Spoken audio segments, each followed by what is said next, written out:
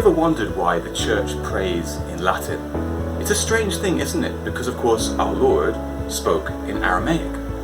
But when St. Paul wrote to the Roman Christians for the first time, he did so in Greek.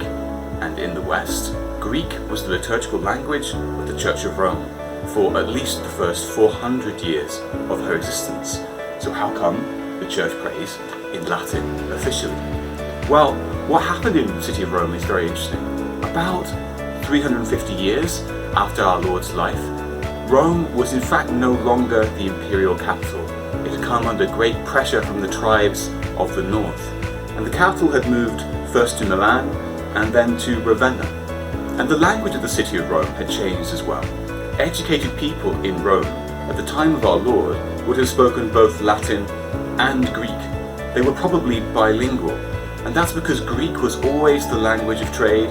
It was the language of foreigners, and in particular it was also the language of the Jewish community, which was very ancient, and the first church in Rome comes out of that contact with the Jewish community. That's the reason why St. Paul wrote to the Romans in Greek. That's the reason why the church prayed in Greek. But over time, that learning, that ability to express itself in Greek was lost because education was also coming under pressure. So people lost the ability to understand and to pray in Greek. So there was a need to change the liturgical language of the church.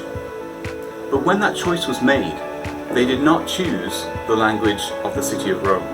They did not choose the spoken language of the people in the streets. Instead, they chose a Latin from somewhere else. They chose the Latin of Africa.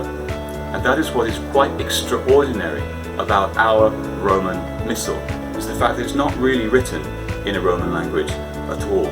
For the most part, it's written in African Latin. So remember, if you ever hear any of the Latin of the church, just think to yourself, that's the church praying with an African voice. Laudetur Jesus Christus.